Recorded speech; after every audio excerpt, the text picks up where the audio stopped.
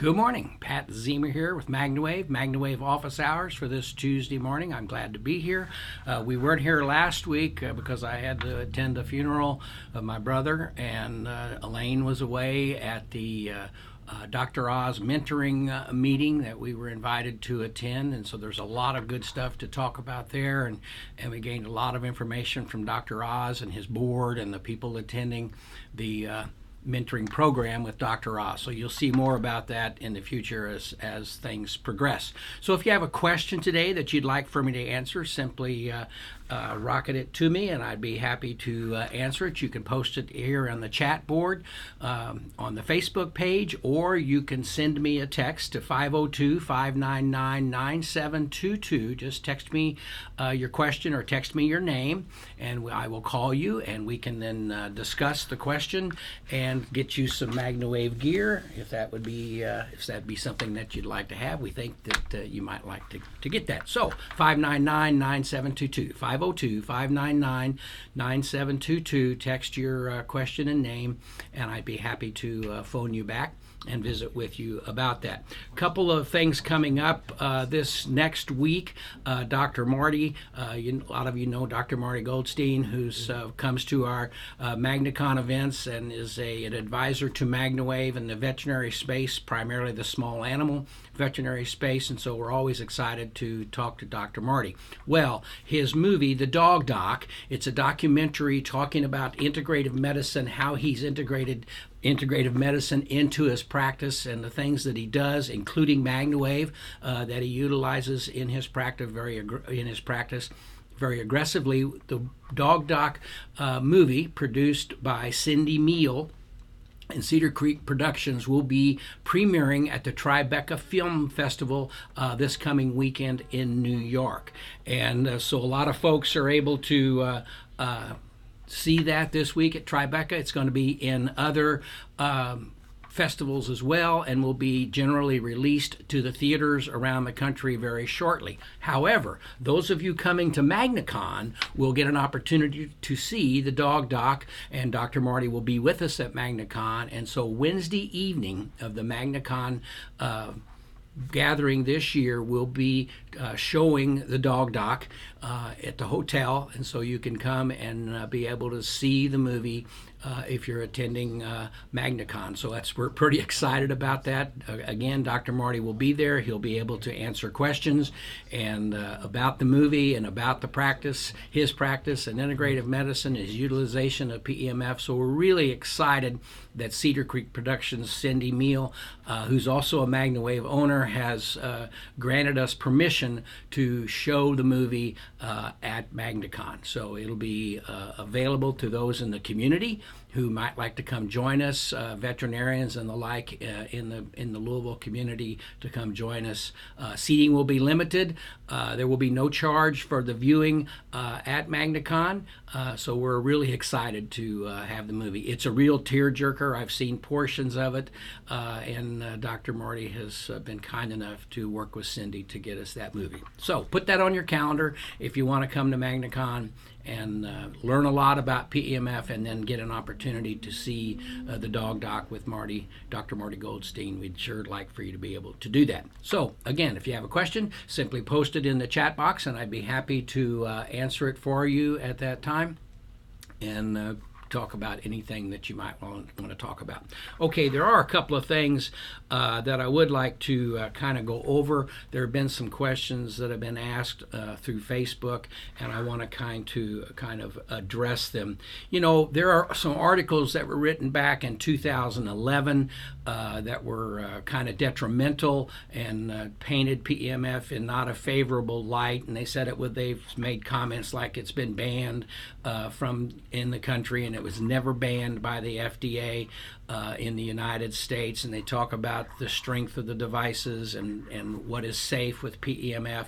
And the bottom line on those articles, if you see those articles, if you look at the authors and the people penning those articles, they've been pretty much penned by competitors of PEMF devices, and they're working to sell their devices. So they use any information that they can find to go out and put information out there that is good for them and bad for us. We choose not to do that. There's plenty of fine devices, modalities in the marketplace that work and actually very complementary to MagnaWave PEMF, and so that we accept, and that's lasers, that's light therapy, that's vibration, that's many different modalities that are there that are very effective in their own way, but at the same time they're also very complementary when used together with other therapies. And for me to say, or anyone to say, that this is the only way to do it or that's the only way to do it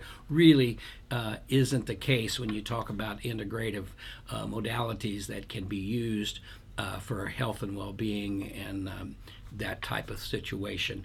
Also, just a little update, the CE process for European use is certainly the factory inspection, which was the last hurdle we needed to go over, is complete. They wrote us a couple of questions that they wanted to have answered with regard to how the modality is used around the world, and we've answered those questions and resubmitted those to the CE boards and regulatory commission, and so all we're waiting for is we've answered all their questions and they send a letter back. It's a bureaucracy type of situation.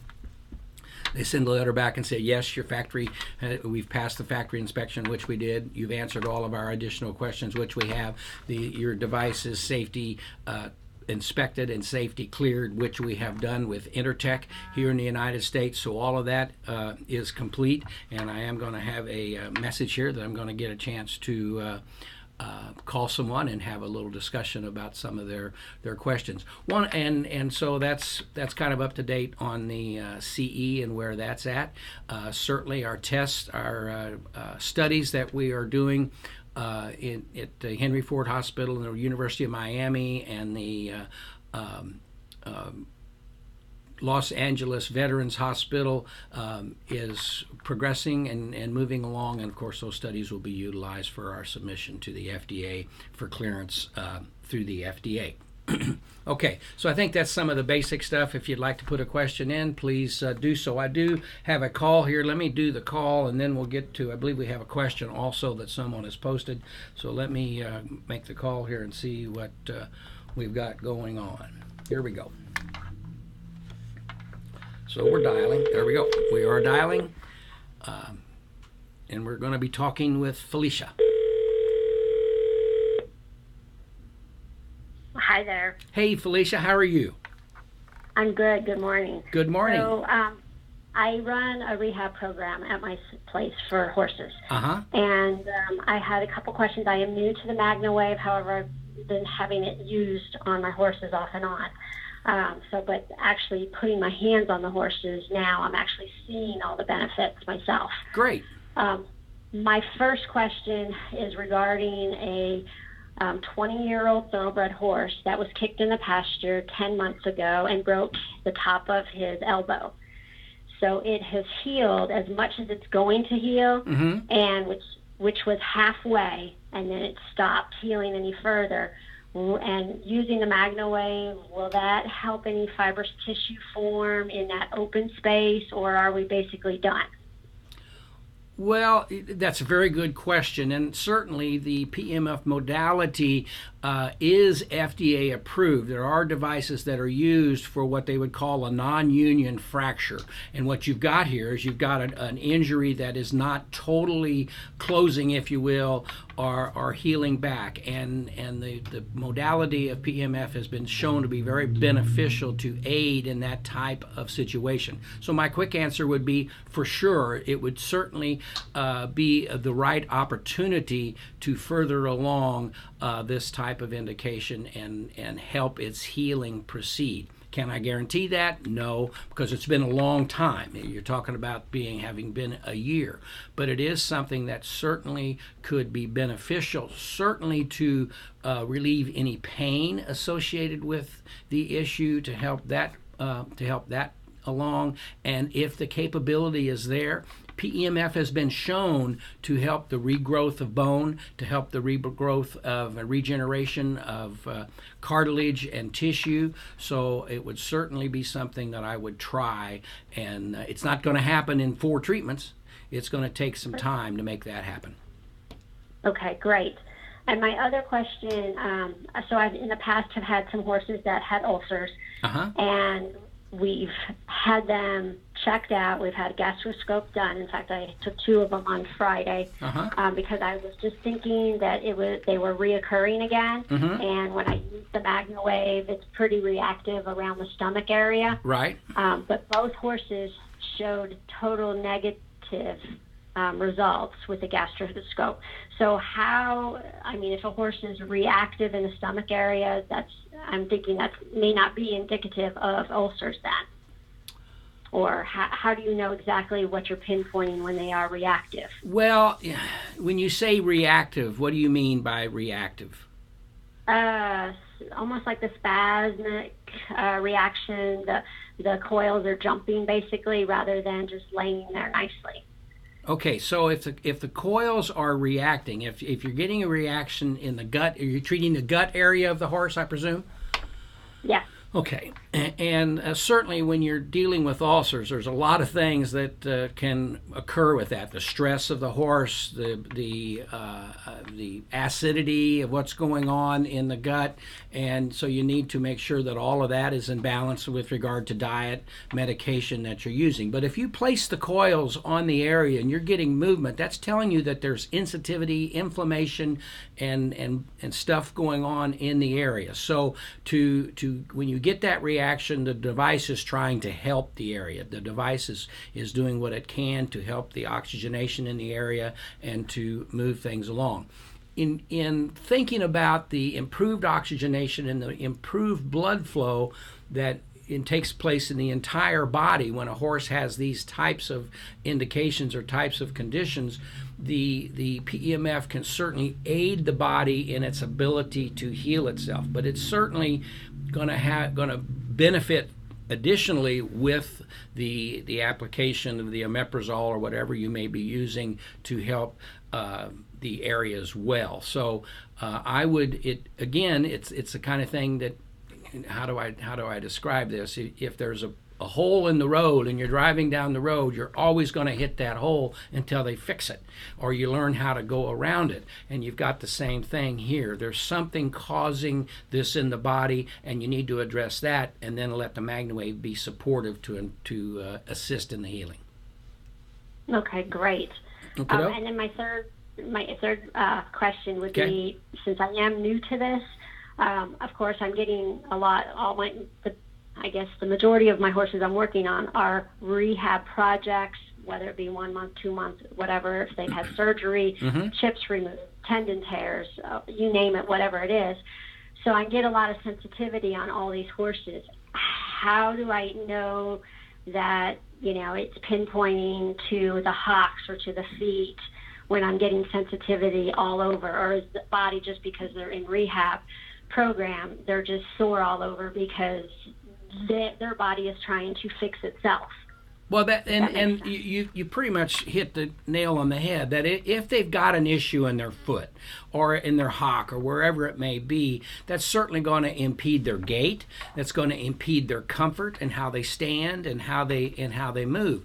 So, and I've used this story a million times. You go to the state fair and you wear the wrong pair of shoes, and by the end of the day, your neck is killing you, your back's hurting you, and it's from your shoes.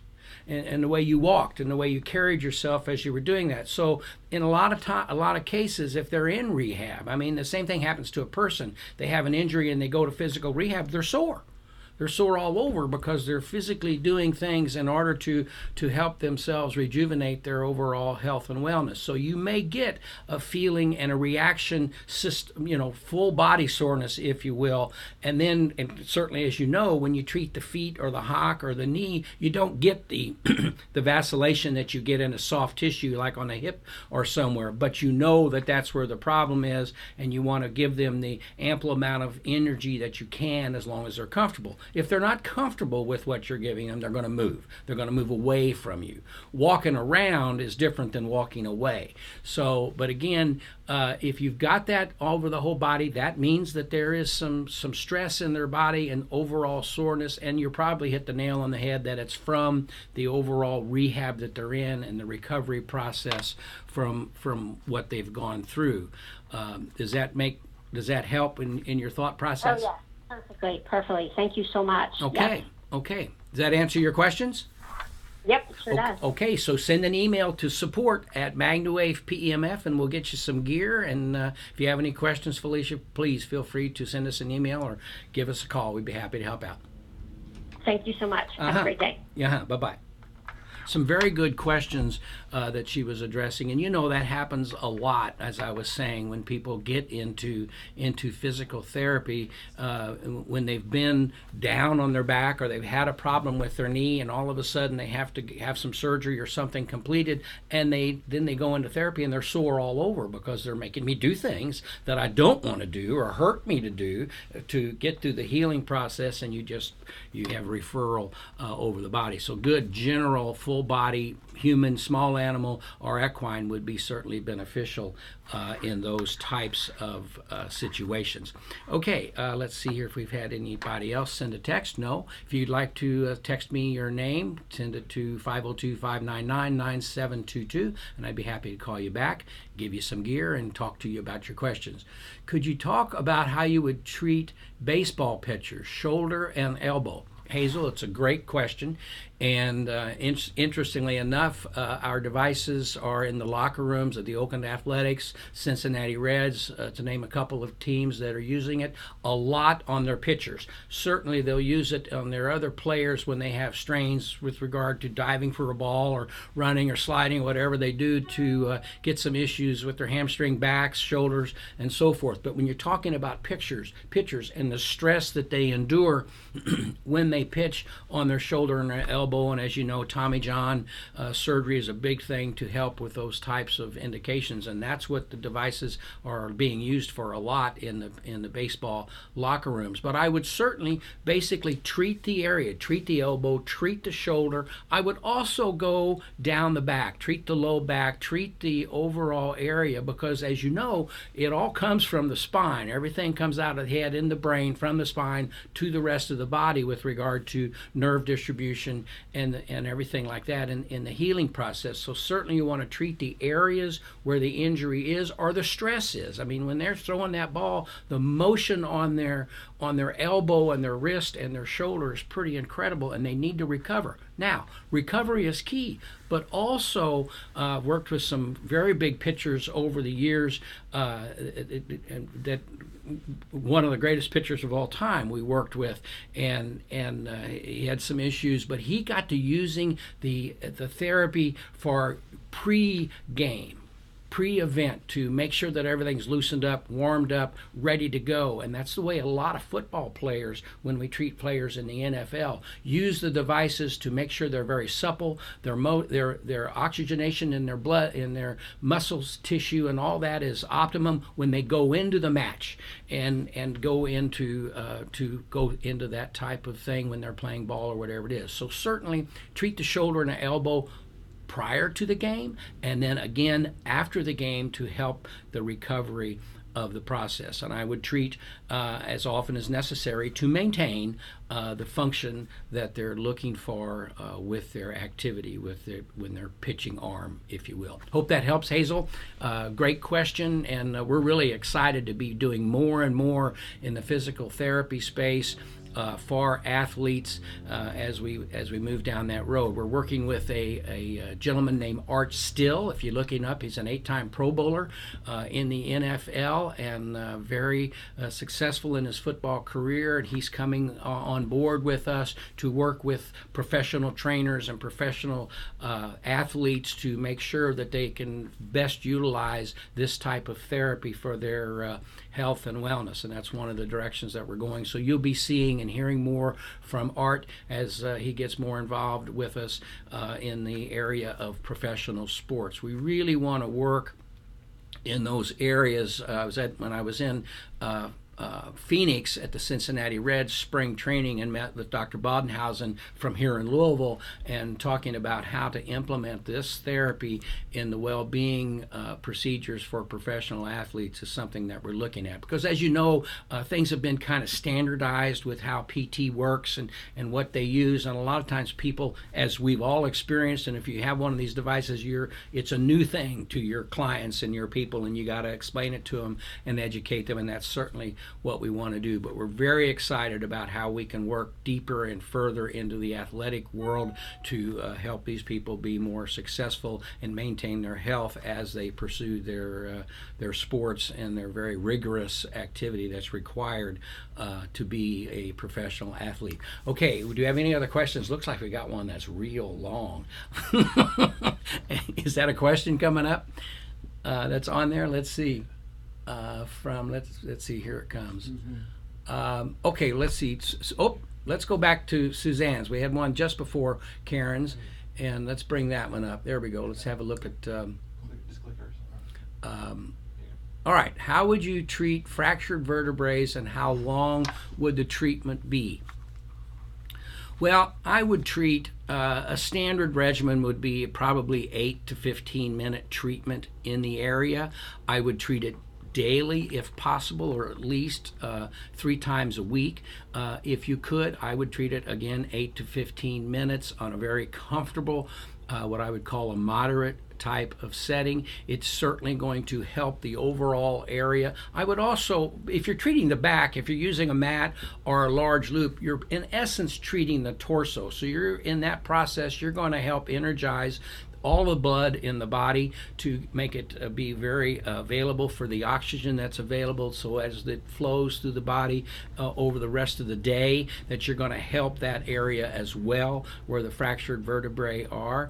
And but I would treat it just like any type of fracture. There's pain, there's inflammation, there are things that they're dealing with, and certainly the application of the therapy would be beneficial to that. So I'd treat 8 to 15 minutes once a day. If it's a new injury and they're just getting back going and acclimated, you could do a couple of times a day for a week or so to help jumpstart and move things along, and then as often as necessary to help the healing process move along in a satisfactory manner. Great question, Suzanne. Thanks for asking. Let's see, we got another one that's up here. Let's have a look and see what we have.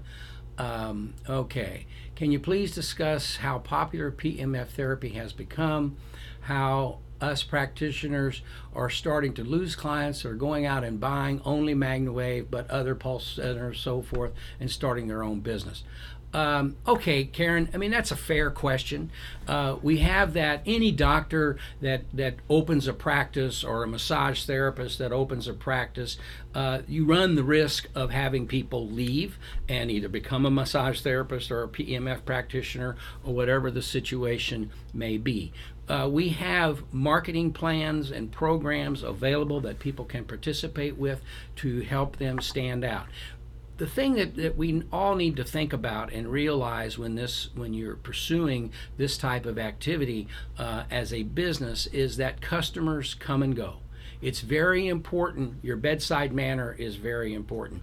Your belief is very important, that you show that to your customers. And yes, it is a potentiality that people will lose customers or they'll go someplace else. But there are so many potential customers out there that it's with the proper facilitation of your marketing, of your activities, will bring more people to the individual. I've experienced this firsthand. When I first started, I'd go out and I'd go to, all of a sudden, when I first went to Wellington, for example, the first couple of years, I was the only person dragging this box around trying to show people how to do this. Then there were 2, then there were 10, then there were 11, and I thought, oh my gosh, and people were asking me the same thing. And the bottom line is you can only treat so many clients in a day. You can only treat many small animals or horses in a day. And so when you look at the scope of what you can do, you just need to make sure that you're doing that as much as you can. To lose a client means that the business is growing, means that the technology is being better accepted. If you looked at the number of chiropractors in your town or massage, there's one building where we used to have our offices. I was in there the other day visiting the owner of the building, and that building is almost turned into a medical facility. There's like 10 massage therapists in this one building. Well, they've each got their own practice, and they've got their own customers, and they run in different circles, and they develop their network. And that's what we just need to keep doing, is developing our network. So, Karen, we're happy to talk with you about that, move you through that. Maybe people need to expand. Some people want to work just with horses. That's fine. And if you do that, but you have to understand, if you just do horses and some clients go elsewhere, or they move, or they change, or they decide to purchase their own equipment, that's going to happen. You got to just work a little harder initially to help build your craft and your backing, but that can come, and people will call you, just like a lot of people are experiencing. The other thing that people can do is realize, if you're working on horses, you can work on small animals as well. I've not met many horse people that don't have 2 or 3 dogs, and in most cases large dogs, and dogs that have arthritis, and dogs that are getting older, and dogs that need to be treated, plus the riders when you're talking about the horse industry. And then you have the same thing. Dr. Marty Goldstein and I have laughed and talked many times how people come in to treat their dogs, and they'll put the dog on their lap, and they're treating their dog as they're sitting on their lap, and they're treating themselves at the same time, and they love that. Not that he's doing human treatments, it's just that these kind of things are available that people want to be serviced. There are veterinarians, for example, that have started naturopathic practices in a building down the street or next door to their office, so the humans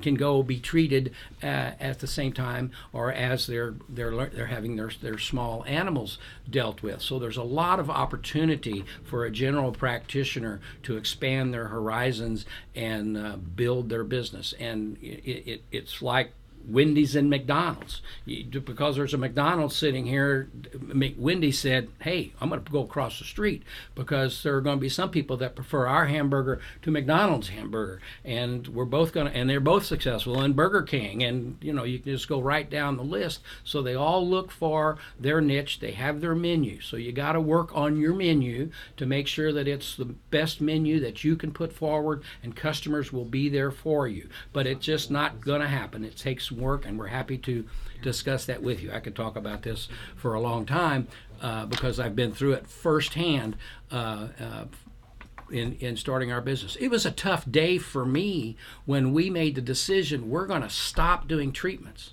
because we don't want to compete with our practitioners, because they were buying devices from us, and so we just had to make that decision, and it was a tough one. When we really became a device company as opposed to a practitioner. I was a practitioner for several years before we made that decision. And it wasn't that we were keeping our practitioners from being in practice, but it was just one of those kind of things that, having started it, a lot of people would say, well, I want you to do it. And then I got a practitioner over here who's trying to build a business. So we sat back and we said, no.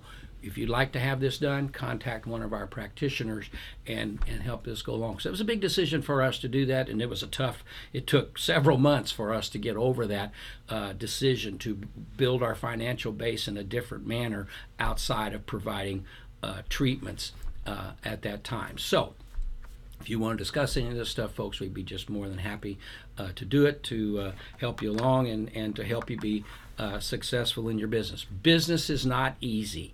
It's not like falling off of a log.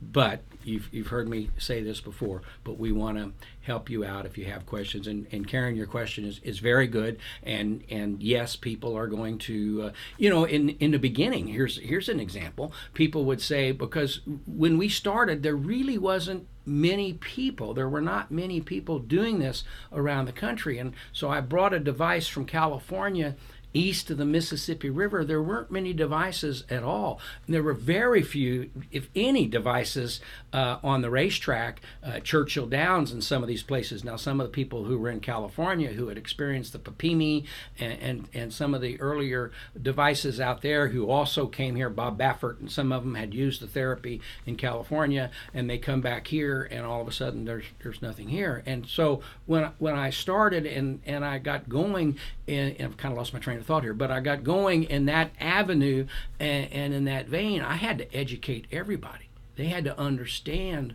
what we were doing, and it wasn't easy to do that, but I had to do it, and with perseverance and time. And frankly, it worked so well that I'd treat a horse, or I'd treat a person, or I'd treat a small animal, and it would work. The business would just grow naturally. So patience is the key, perseverance is the key, and you just have to do that. But I believe it from my heart. In fact, I thought about it this morning as I think about at my age, how much am I going to keep working?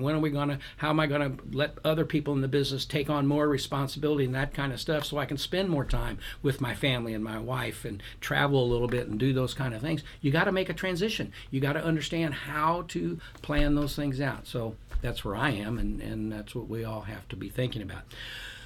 Okay, any other questions that might be up there that I can address and carry? Okay, Brittany has a client, has a horse, legs swelled up for an unknown reason, no injury, and now the swelling has went all the way up to the back and stomach.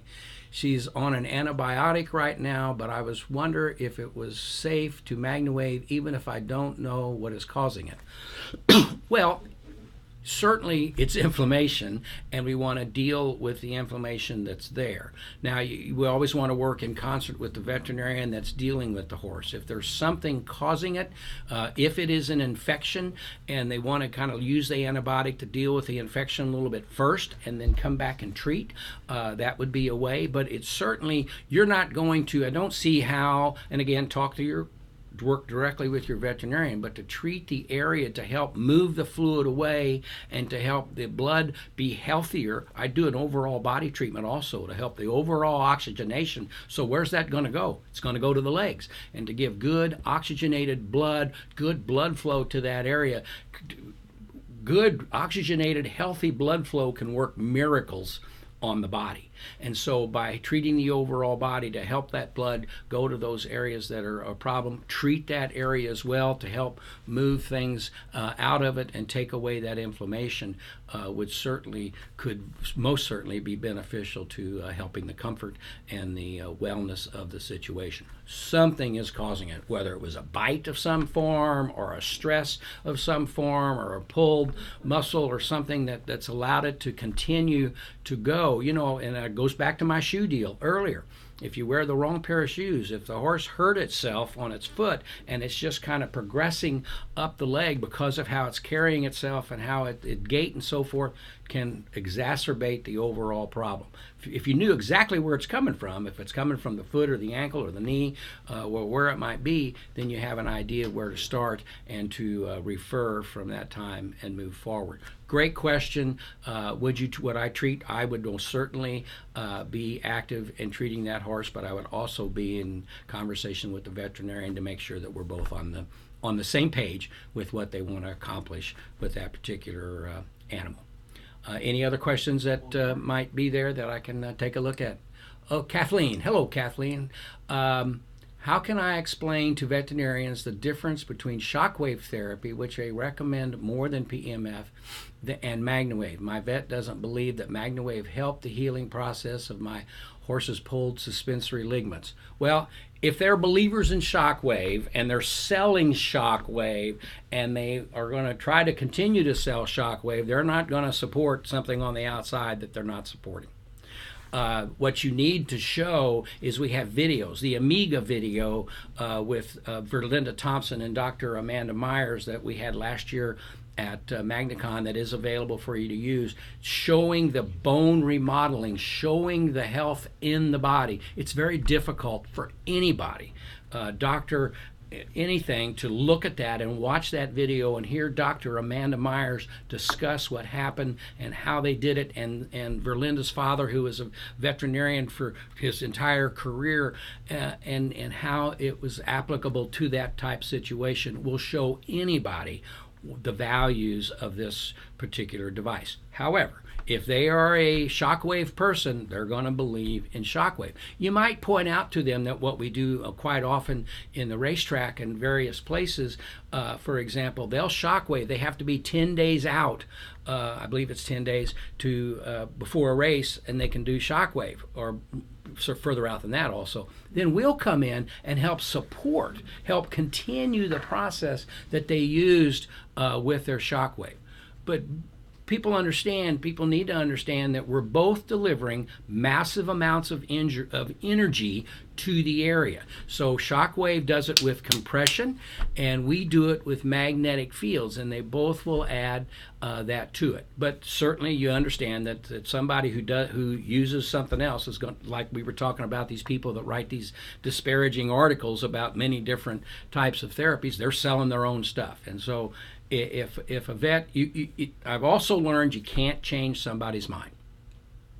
If they don't believe and they tell you they don't believe, and what they're going to do, you can talk to your blue in the face, and they're going to tell you how they feel. Move on. Find a different vet. Do something else that you're comfortable with, and be happy. People do that all the time with their doctors. They like their doctor. They communicate well with their doctor. They understand. They believe their doctor, and away they go. When they have a second situation, they want a second opinion, they go get a second opinion. But I can't tell somebody. To me, if someone simply makes that kind of comment, then they're very closed-minded to what they're doing, and that's fine. People are that way. Just show them the evidence, make the evidence available to them. Go pick up there's 1 million testimonials on the site. Give that to them. We have things. You can call the office, and we'll create a document for you that they can give them links to go, and a PDF document to help you do that. And in fact, that's probably something we need to do to make available to folks so they can actually go out and utilize these types of evidence for their doctors.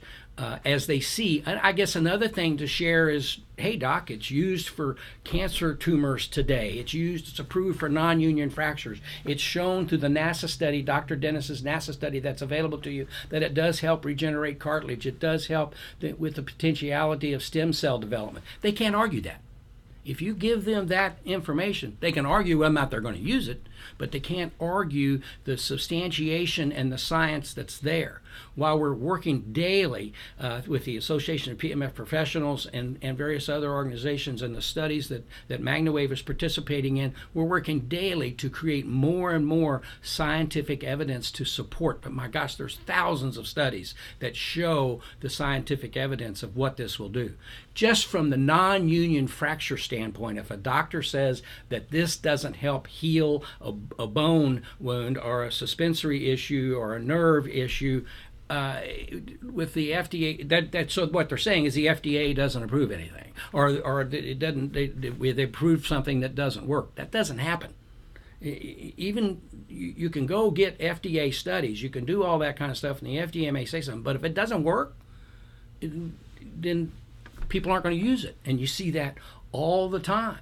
The FDA provides clearance for safety. They want things to be non-dangerous. They want things certainly to be beneficial, so you have to back them up with studies. But if it's not something that's easily replicated or something that is easy to complete quickly, then it's a classic law of demand. If people want it and they like it and it works the way they want it, they're going to utilize it. So I hope that helps, Kathleen. Great question, but I wouldn't worry about it. If somebody don't want to talk about it, move on to the next person. If it's your own personal vet and you got a challenge, I understand, and perhaps we need to look at how we could help in that situation. I'm always available to talk to these folks if they'll have the time or set aside the time. We have a vet that I'm trying to reach out to, and they'll make comments. They'll say, well, this doesn't do that, or this doesn't do this, and you need to approach this. And so I write them a letter and say, hey, I'd love to talk to you about this. Don't hear anything. So it always, it's amazing to me where someone can say something but they won't discuss something. It goes back to Seinfeld. You can make a reservation but you don't keep the reservation, if you remember that Seinfeld episode. So that's kind of the way it works, and I'd stay on it, and certainly we'll do anything we can do to help with those types of questions and situations. Any other questions? No other questions? Okay. It's 20 minutes until the hour. I got about 5 minutes. I have another meeting I need to leave the building to attend at 10, so I'm going to wrap up today at 9:45. So if you do have another question that you'd like for me to answer, please put it up. Let me make sure somebody hasn't sent a text. No other texts to call and talk with somebody about. There's just so much going on. There was one question that was posted. What about people who are just sensitive and they're not comfortable with the treatments? And they talk about someone being older that they're treating and they just can't find comfort.